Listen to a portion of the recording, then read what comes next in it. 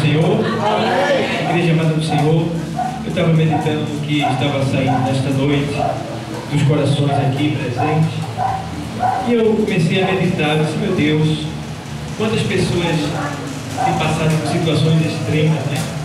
Situações tão difíceis, e eu falando com Deus e a palavra me respondendo, dizendo: olha, na verdade, Deus, Ele não tem culpa de nada.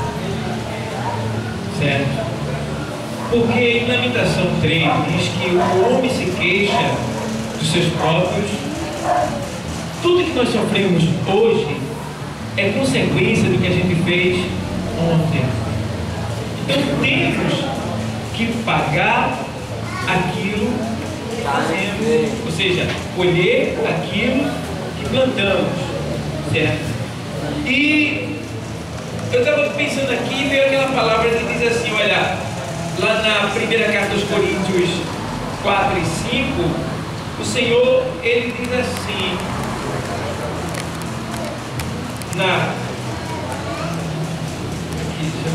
primeira carta aos Coríntios 4 e 5, tem uma palavra que é muito importante para a gente guardar no coração. Toda a palavra de Deus é para se guardar, mas essa daqui nos dá um entendimento, porque, bebê, o Senhor diz assim nessa palavra, 4 e 5. Portanto, nada julgueis antes de tempo, até que venha o Senhor. Até que o Senhor venha, o qual também trará à luz as coisas ocultas das trevas e manifestará os desígnios dos corações. E então cada um receberá de Deus o louvor. Veja bem, o que Deus está querendo dizer com essa palavra? É que muitos de nós, mesmo estando na presença dele, vamos passar por um processo tão difícil nessa terra. São problemas que a gente vai chegar até muitas vezes cair na tentação de dizer: será que eu estou em pecado? Será que eu estou fazendo alguma coisa errada, meu Deus, que eu não esteja vendo?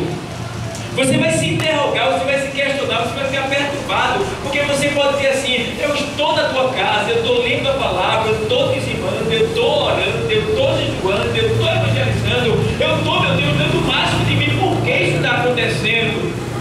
Aí o Senhor diz essa palavra: ei, calma, nada julgueis antes de tempo, até que venha o Senhor, o qual trará a explicação. O que quer dizer isso aqui? Quer dizer que tem coisas que nós só vamos saber por que está acontecendo na nossa vida quando a gente chegar lá. A gente vai partir dessa terra e não vai saber por que foi, mas lá Ele vai nos responder. Aí você vai dizer, chegando lá: Senhor, eu fiz isso, eu estava na tua presença, eu agi assim, eu estava lutando contra a minha carne, lutando contra o pecado, eu estava perdoando, eu estava amando, eu estava evangelizando, eu estava orando, eu estava na tua presença, meu Senhor, por que eu sofri tanto lá na terra? Aí Ele vai dizer assim: porque se tu não sofresse lá na terra, tu não estaria aqui comigo agora. Glória a Deus. Irmão, tem muitas pessoas que, se não passar por sofrimento, vai para o inferno. Veja bem, se não passar por sofrimento, vai para o inferno. Ou seja, é o tipo das pessoas que, quando estiver no bem bom, Jesus, tchau, depois eu apareço. Está entendendo? É aquele tipo de pessoa que Deus diz assim: olha, você só vai ter um pão e sem manteiga. Por quê? Porque se você tiver dois com manteiga, você vai humilhar os outros. Aí Deus mantém a gente no controle. Irmão, cada um de nós, nenhum está desapercebido. Está todo mundo na palma da mão de Deus. Está todo mundo no controle de Deus. Ele está controlando cada coraçãozinho que está aqui, de criança a idoso. Ninguém escapa. Ele está cuidando da gente com muito amor, com muito carinho, para tirar tudo de dentro da gente que não presta, né? Para manifestar, tirar dentro de nós, tá? Porque Deus já nos conhece. Agora quem falta se conhecer somos nós. Eu preciso me conhecer mais, você precisa se conhecer mais. Então aqui está dizendo que Ele vai trazer a manifestação dos desígnios do coração. Ou seja, Ele vai explicar por que tantas pessoas passaram por isso e outras nem passaram por isso. Ele vai explicar tudo isso. Então, o que eu espero é esse grande momento de eu chegar lá no céu e de abraçar o meu mestre, o meu Senhor. Eu espero esse momento, porque eu sei que ele vai me explicar muitas coisas, porque eu vejo tanta gente sofrendo. Alguns eu vejo que estão sofrendo porque estão andando relaxadamente, dissolutamente, mesmo estando na presença do Senhor, sabendo que devem obedecer, não estão obedecendo. Aí sofrem consequências terríveis. Mas aqueles que estão obedecendo, por que sofrer? Aí a gente começa a pensar. Você vê, Jesus, ele não errou em nada, não pegou em nada, foi perfeito em tudo e sofreu a pior condenação da face da terra. Você viu? A pior condenação, quem foi que sofreu? Jesus Cristo. Ele não merecia sofrer aquilo, porque ele cumpriu uma lei. Ele cumpriu, ele louvou a lei. A Bíblia diz que quem louva a lei será louvado por ela. Então, se eu não devo a lei não vai cobrar nada de mim. E Jesus também não devia. E por que ele pagou? Porque ele pagou no meu e no teu lugar. Ele sofreu a minha e as tuas consequências, o meu e o teu pecado, para nos livrar da condenação eterna. Agora não quer dizer que aqui na terra a gente não vai passar por situações diversas, vai passar sim.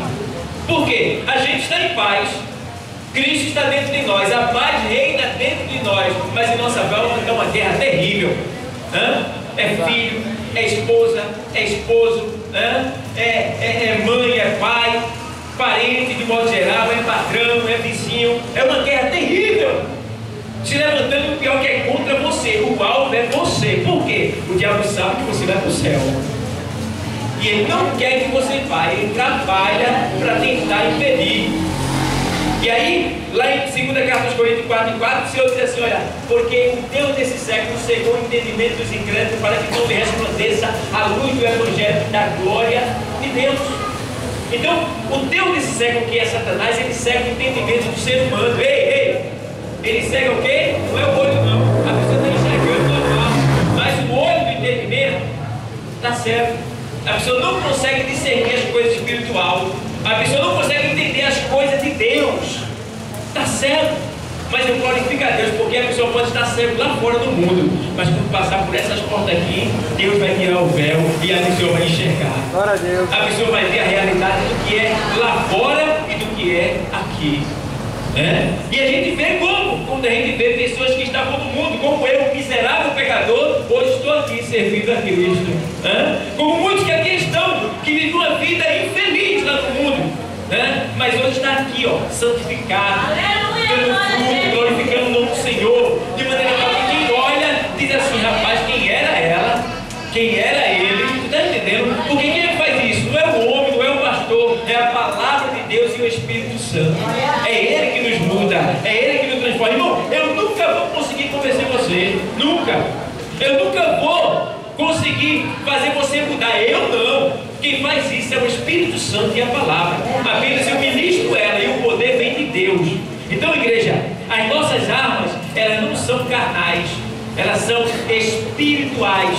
Para terminar, veja lá em Efésios 6:12, o texto diz que a nossa luta não é contra carne e sangue. Quer dizer isso aí? Que eu não estou lutando com o ser humano carnal, aparente, não. A minha luta e a tua é contra os espíritos, os demônios, os espíritos malignos que estão atuando aí, e a gente não está vendo com o nosso olho carnal, mas com os olhos espirituais, de acordo com a palavra, a gente enxerga, a gente vê, porque Deus nos revela.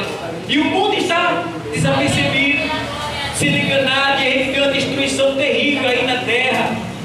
Pai contra filho, filho contra pai, destruição, prostituição, Aí a maldade imperando, e a gente vê que o diabo está agindo com pressa, e as pessoas não estão com pressa de aceitar a Cristo. Eu digo: meu Deus, tem misericórdia da humanidade, o Senhor já está chegando e o povo cochilando. Então a nossa luta não é contra carne e sangue, e sim contra as sortes espirituais, os espíritos malignos que atuam nos lugares celestiais, acima da nossa cabeça e também em nossa volta. Porque tem aqueles que dão lugar ao diabo, o diabo entra dentro dele e faz o que quer através dele.